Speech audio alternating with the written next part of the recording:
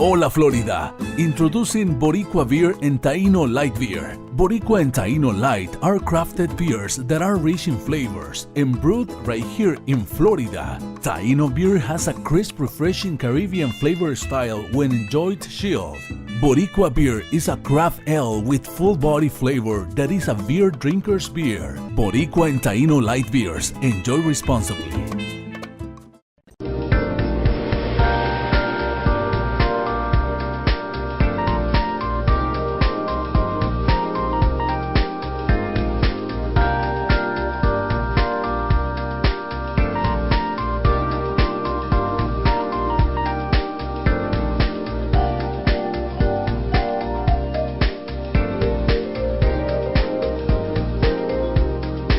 Good evening, happy holidays everyone. Welcome to another edition of EDU TV.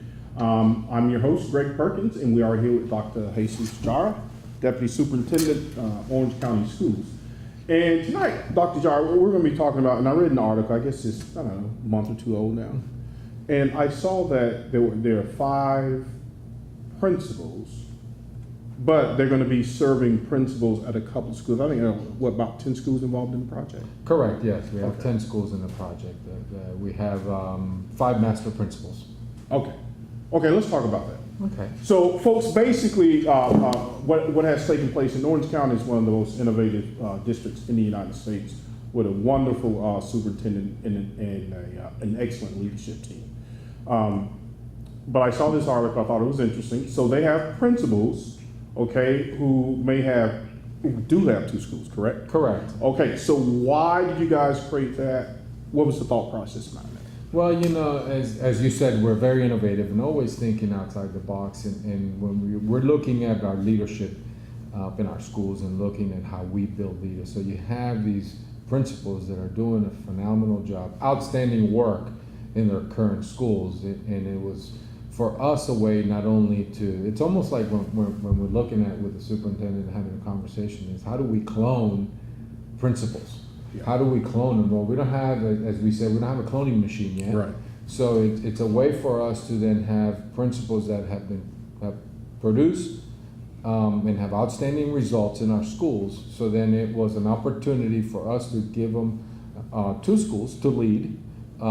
They are the principal, and they are building the capacity of assistant principals, right? So they have assistant principals that are doing the day-to-day work, but they're building the system that X principal has produced in one school. So now it's how do you clone and develop that same system in another school? And you build those assistant principals to then hopefully, you know, that they take over the school, or they go in and create the systematic approach and innovative opportunities in thinking of how do we create the success that these master principals have been able to produce. Now, when you do that, if they're, I think one school there was a principal there, and they're working directly with a principal, but in the other schools, and I have not seen it, so there are literally 2 assistant principals that would be running that school? It depends on the size. Okay. Because obviously we allocate assistant principals, but there is one assistant principal that is running the day-to-day operations, following the lead of the principal. Okay. But that principal is then obviously going to spend some time at the other school during the week. So if you look at it, it's a way that they are going from school to school, but they have, each school has a head assistant principal, if you will, that's running the day-to-day operation. But more importantly, learning from the principal. No, I like that. I'm a big systems guy because I believe in processes and systems, and I've always said that those things can be pretty effective in education. But what do you say that the people push back, because in our age of accountability, I mean, sometimes I watch those DOE meetings on things, and I saw that stuff about the low-performing schools. Yes. That's a lot of accountability. It is. So what do you say to people who say, man, just one principal, one school, and now you're going to have 2? So how do you overcome that? Well, it's having, first of all, it's you're right on the accountability. I think the accountability for us in Orange County is critical, and in the state of Florida. I mean, I can tell you the accountability is something that we tackle, but it's having, first of all, it's having faith in that principle. You know, it's really to say, hey, listen, you have done a phenomenal job, and you've done great work, because we were very careful in selecting the folks. Okay. That you know, it wasn't an application process. Right. It was something that we felt that it was, you know, you've produced these outstanding results. Now we're going to compensate you, and we're going to be able to give you some opportunities to lead to schools.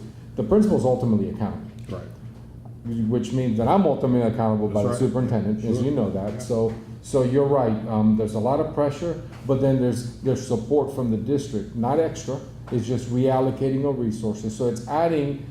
If you look at it, it's adding that other assistant principal that is there to be able to support the leadership. You know, so far we have seen and have had conversations, you know, some that we're closely monitoring with our leaders, what they felt, the accountability, but also, you know, the intensity. So it's what resources are we then looking to help them. But I can tell you, we had one school which I would say one master principal last week before the break. Now what she has taken, both of her faculties are planning together with technology. Okay. So, you know, as a district, we have digital implementation that we're going across the board. So this school has digital learning in that school, one-to-one. All the children have opportunity for technology. So now what she's doing is creating a network between two faculties to share best practices. We have another master principal in two different schools. She is now bringing staff back and forth, because one of her schools is already, it's an A school in a high need school, but it's been an A school. It's a high performing school in the high needs area. Now she is going back and bringing her staff, so then you can coach not only your teachers, but your assistant principals. So, you know, what we like to see is that innovation and within their own creativity, but also building the capacity of not only their teachers, but the assistant principals. The goal is, you know, for us is building that leadership pipeline that will then be able to go in and take other schools and continue the growth opportunities. Now, that master principal has to be a pretty solid, smart person. So what is the criteria for a master principal, or did you guys just kind of look at past super performance results and say, you know what, that principal is doing something great, and we think that she or he would be a good candidate? That's what it was. It was really looking at, we didn't have a set criteria. It was the data, but I can tell you the data was driving our decision. There you go. The data, when you see your results in, going back to the accountability system, we can't get away from that. But when you see principals with results that they're closing the gap, the school's performing in an area where they're outperforming other schools with very similar demographics, that's the key. So then you say, here is a principal that we feel will be able to deliver and develop, and how do we clone them to then create somebody else that can do the same thing? Yeah, you know, I have a couple of friends who are teachers, and they teach for OCPS. And man, they got on me one day because I said, look, how is it that a principal who has similar demographics, but they're outperforming you? And they're like, oh, you're beating up on this. I say, no, I'm not. But I'm glad to see that schools are starting to share more those best practices. It's like, why are we keeping the secrets? I mean, if something works, why not share it with other kids? Well, absolutely, and principals are doing that, teachers are doing that. We see, I could tell you there's other things that we have done with digital, and maybe another segment another time. But I can talk a little bit about it today, because it's just innovation of teachers. And it's then how do we then, the superintendent and I, the week before Thanksgiving, we went to two different classrooms in two different communities that are teaching AP Human Geography, right? So one teacher at Jones High School teaching AP Human Geography, digital environment, meaning there's a screen, Right. and guess who the other teacher is? It's the other teacher teaching the same content at Winter Park High School. Okay. They're both in two different classrooms, the same lesson. So now you have two sets of students that most likely will never interact in the community Right. because they don't live close by, Right. live in the same county. Right. But now they're getting the same instruction from two teachers that are working together to serve. So we believe if you have the secret sauce, how do you share? Yeah, How do you should, expand? yeah, sure. So all 203,000 students are improving, and all 13,000, almost 14,000 teachers are getting better. For us, it's really how do we continue to improve our practice Right. as adults to help the children. So with this concept, with coming back to the master principle, is how do we then share the expertise, Right. so then we develop more of the same capacity, the same level of innovation within all our schools. Yeah, now the principal's job it's a pretty intense job. So what type of support do you give the master principals to keep them from burning out? Because they're running two shifts, man. That's a lot, because you know that a principal really doesn't go home Oh, I when know. that bell rings. Oh, absolutely. Right. Well, it's we're always obviously the support from the district office, from the learning community. We look at obviously the resources that they have to be able to do that. And not selfishly myself, I'm checking in on them. Okay. Because then it's So they have kind of like a hotline, Dr. correct. Jara. Oh, yeah. absolutely. Okay. They all do have a hotline. I mean, a lot of I'm pretty accessible, but Right. I told them, I said, you call me directly, because Right. there's other things that we need to then provide, and even amongst themselves, they're trying to figure it all out, and they're phenomenal leaders, but they're saying, well, what are we doing differently? What can we do? So they have like their own professional learning community, the 5 of them together, as well. Right. How does the future look for, like you say, you're trying to build this capacity of assistant principals and bringing them up. How does the pool of people look out there for becoming the next leaders in terms of principals for public schools?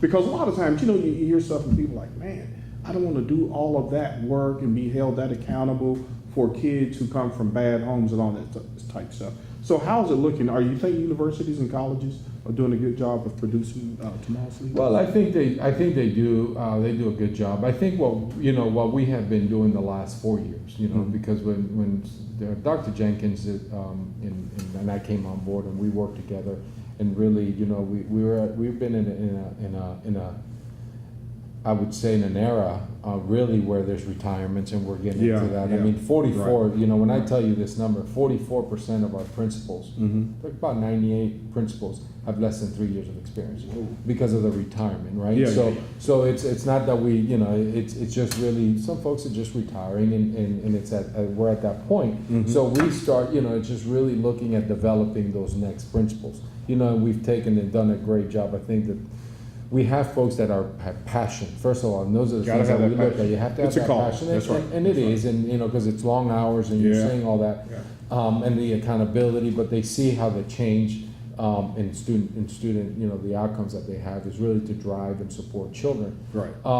So we started really looking at then how do you get those teacher leaders to become assistant principals, because that's the key. Because if you have the passion for instruction, That's right. you're going to stay in the classroom. And if you're a really great teacher, then great. Let's do that. But then we've seen an increase of administrators, or the folks that want to be administrators, because they say, if I'm doing a great job impacting 25 kids, how do I impact more? Right. So it's how do you tap into those folks and then provide professional development so they get better. Because folks continue is how do we get better? Yeah. How do we get better in what we do? So it's really building that pipeline. Because how do I get to see, as a teacher, how do I get to be a deputy superintendent? How do I get to be, so it's, what we're seeing is that opportunity for us to build the capacity. So a lot of professional development opportunities as well to learn. When you're sitting there learning next to one of these super master principals that are producing results, to me, it's a great pipeline. Yeah, well, thank you so much, sir. I mean, I could sit here and talk all day about this stuff because I really love education. Thank you, Dr. Jara. It's been a pleasure. And folks, stay tuned. On the other side, we'll see you on the other side. Hola Florida! Introducing Boricua Beer and Taino Light Beer. Boricua and Taino Light are crafted beers that are rich in flavors and brewed right here in Florida. Taino beer has a crisp, refreshing Caribbean flavor style when enjoyed chilled. Boricua beer is a craft ale with full body flavor that is a beer drinker's beer. Boricua and Taino Light Beers. Enjoy responsibly. I am for the child who's had 7 addresses in a single year because she's in foster care, because her father abused her, and her mother couldn't believe her. She is the child I am for. I am a volunteer child advocate. I am you. Florida residents call toll-free 866-341-1425. Okay, welcome back. All right, I'm here with Diana Moore, and she's very smart, very knowledgeable, okay? So we're talking about teacher evaluations, okay? So now, I was talking with a teacher earlier. Now, is this an urban myth, or is this something that's actually factual, that because of monetary reasons, if so many teachers get a certain score, they're gonna get bonuses, correct? Or they get additional pay. So is the amount of money dictating or possibly dictate an actual score? Like you can't have too many people who are highly effective because that would drain the budget or something? Well, I'm asking. Okay, that's a good question. So the raise for teachers last year was $500. And then the rating of effective would get you an additional $1,500. So actually it's a total of $1,500, $500 for your base and an additional $1,000. But if you got the highly effective score, that would result in another $1,350 for your performance. So Plus the 1,500? so that's $1,850, correct. Okay. So when you say if there are more teachers that are highly effective, does that have an impact on the district's budget? Yes, it does. So does that result in some subjectivity of the principals on their portion?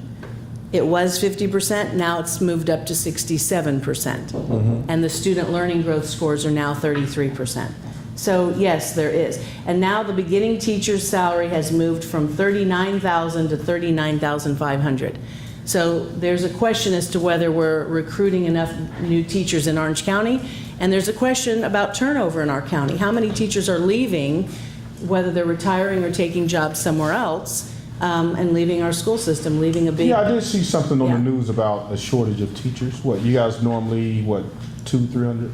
Well, at that time, I think they were saying about, they needed about 200 I still think they teachers. need about another 100 that they still haven't filled the classrooms with, Wow. that they're still So using. what happens in a case like Well, that? they put substitutes in, and substitutes will be there, and, a substitute gets paid $75 to $100 a day, so once they hit a 2-week mark, they jump to a higher level, so they also tend to move the substitutes around, so they don't have to pay them the $125 a day when Man, you're that's a there lot of lost money. over 2 weeks. Yeah, it is, and I think parents get concerned whenever they can't find teachers to stay in our school system, so it's a concern. Now, on the teacher evaluations, right?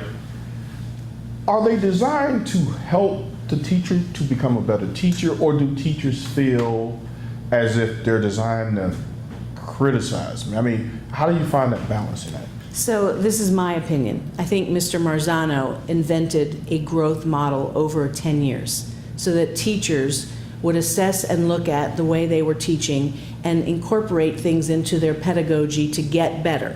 But it was a 10-year time period, not 1 year that we expect everybody to make all the changes. So I think the question you're asking me is, what does that principal see as their role as the instructional leader of the school when they come in and talk to a teacher about improving?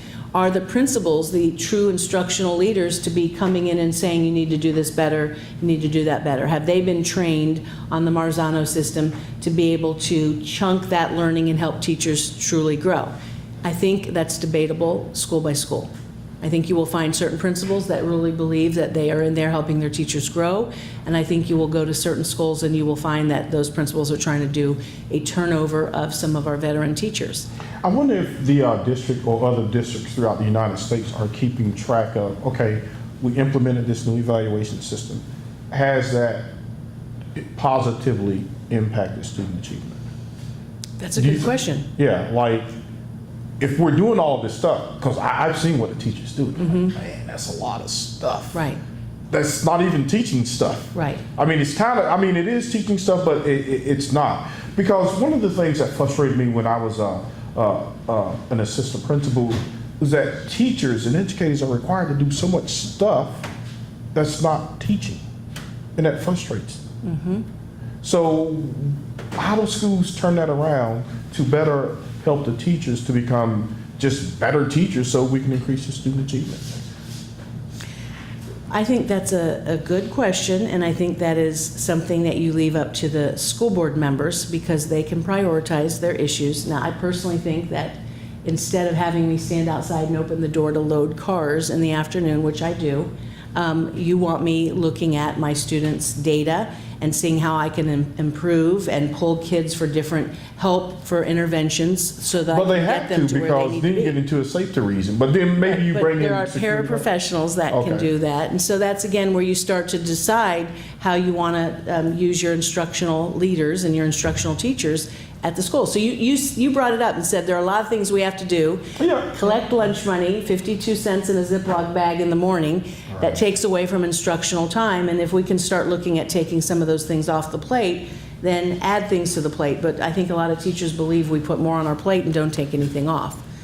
Right. Now, tell me something good about the evaluation system. I'm not saying that you said No, anything okay, bad. it's great. We've had a bunch of. There are tell some me- good things. Okay, let's do it. I think some of the good things are in how we approach the students in their learning. We have them do a lot of the reflection, the Common Core, that is a new way of doing things, and I know the parents get upset. Have children look at different ways they come to the answer. Right. When you and I went to school, it was like, get the right answer and let's move on. Nowadays, they take a test and there might be 2 or 3 choices for how to get to that answer, and it frustrates parents who grew up like we did with one particular answer. But it gets students to do some critical thinking and reflect on their learning. So I think we need to move away from so much of the stress about grades to how am I improving, how am I growing? Just like the teacher evaluation system. Let's not focus on these numbers. Let's focus on how I'm improving as a teacher, how I'm reflecting on what I'm learning as a teacher. We think we need to do that with our students too, because they're at various different levels. Right. Various different levels, and we've got a lot of work to do. Right, and just because they can't pass that FSA, Right. it doesn't mean that they don't have any value. Right. Or they're not going to be anything. Right. And I think we've taken testing and we've done this to people. Oh, I didn't do well on the FSA, I'm not going to be anything in life. Well, you shouldn't be making kids feel like that. Right. There's a little cartoon I see that says, you ask a fish to climb a tree. That's the test for everybody. Everybody has to climb the tree. The monkey's going to do well, but the fish is not going to do well because we have a one-size-fits-all test for everybody. It's not how everybody fits into our world. Right, and also teachers or educators, you guys will repackage stuff, right? So I hear this term deliberate practice a lot. What is that? What is that? Actually, the deliberate practice is a good piece of the evaluation system. Okay. It's where a teacher can choose something that they want to learn more about and identify that and collect data. For example, if you don't feel like your technology is up to par, you can take a course using how to assess the data, how to put together a spreadsheet with your student data. And if you identify that as the one particular area you want to work in, you can work on that. This year, I have chosen to do reflection logs with my students. And so I ask them how they think they've improved. And they do a reflection log where they take their goal and they break down their goals, and then they reflect at the end of the week on how they think they've improved. Because they go home and a parent says, you got a D, you're on restriction. And they don't really understand. Right. And yet they've grown, they've improved on so many things. I want to focus on reflecting on the positives of what you've learned instead of the grade, which doesn't really give the true picture. Right, it doesn't, because there have been a lot of college dropouts who are now billionaires. Right. And or people who didn't, particularly score well on a test, Right. but they had good sound business acumen. Right. So how do we eventually get there? Because sometimes I look at our schools and they do look like factories, everybody marching in lockstep, not a whole bunch of creativity going on. Like, for example, no one's gonna, you need to be able to write, okay, maybe I'm wrong about this, algebra, right? If I want to be a broadcast journalist, why are you making me take geometry? You know, this is the question that all algebra teachers get asked all the time is, do I really need this algebra? So I would like to defer to an algebra teacher to answer that question because I ask the same question too. But I know a good algebra teacher who will give you a great answer for that is it does help you in life. It may not be that you're using the specific algebra tools, but it relates to other things. And I can't explain it very well, but I can give you the name of it. I think we're too locked into tradition. I mean, even the school year is built on an agrarian society, right? Yes. When you used to have these big families, you need to be all. Yeah, I think we need to look at expanding the school year, but I know that there are a lot of families that don't want to do that because of the family time. Yeah, because now it's kind of set up around people's jobs and all this stuff. But you know what? A lot of people get negatively impacted by what's going on in education because it's not a good fit. But there are a lot of choices now. I think a good model that I have looked at is to have a 4-day school week where you go 8 to 5. And then on Fridays, students would take courses of their interest. Like if you want to take Japanese, you want to take computer skills, coding, then you start to channel kids into their interests on Friday. Right. And you could have, you know, the academics done Monday through Friday if you went to 8 to 5 school Why would you days. propose that? Well, because the busing schedule determines our schedule everywhere. Yeah, but could they still have the same busing schedule, but just have that day just dedicated for that? Because corporations do that. They call it skunk work projects. Really? Like Google and Apple and all those guys, they give the employees a little time, say, hey, go and work on some new creative thing. And there actually been some things that have good business ideas. I'd like to ask students, what do you think? Would that be a model that you would like, that you had your Monday through Thursday academics, and then Friday was sort of a course that you had a chance to sort of take, like your elective courses that you get? You know, if you really wanted to and you work can involve corporations, like maybe corporations, like let's say you like wanted the culinary to, school, if you wanted to learn to cook. Culinary, if you want to be a business executive, if you want to be a finance. You know what? Maybe we started something. Well, there's a lot of stuff online that students do, and so maybe that's the idea too. I mean, they're doing a lot of training for teachers with modules online. Maybe that's something students are doing since they are getting computers in Orange County for most of the students. It's another option. Yeah, what is it? It's all the high schools have computers now. They right? do all have they all have computers. Wow, I don't know. That's a whole nother story. Yeah, We that's can a talk whole about nother that a whole story. nother- Right, and you're welcome to come here anytime because. I've experienced a digital school, so I could share that with you. Well, let's talk about it a little bit. We got a couple minutes left. Now, I'm a big believer in technology, but in most cases, do the kids have better technology at home than the schools?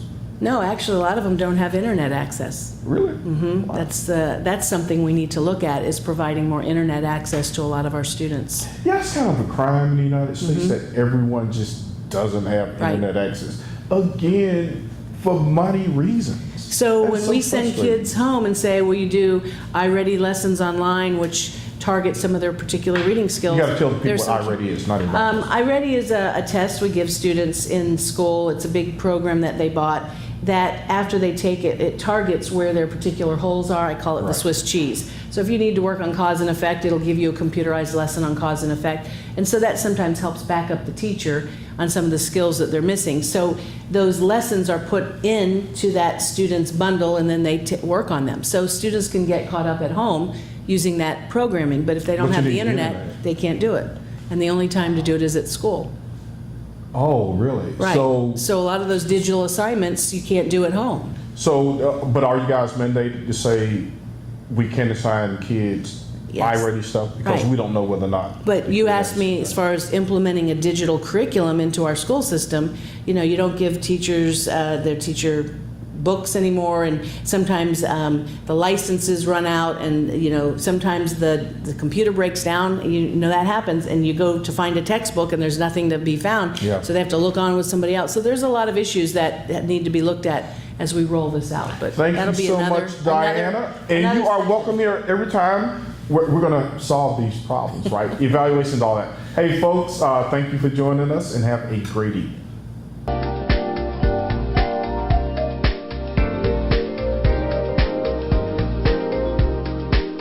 Hola Florida! Introducing Boricua Beer and Taino Light Beer. Boricua and Taino Light are crafted beers that are rich in flavors and brewed right here in Florida. Taino beer has a crisp, refreshing Caribbean flavor style when enjoyed chilled. Boricua beer is a craft ale with full body flavor that is a beer drinker's beer. Boricua and Taino Light beers. Enjoy responsibly.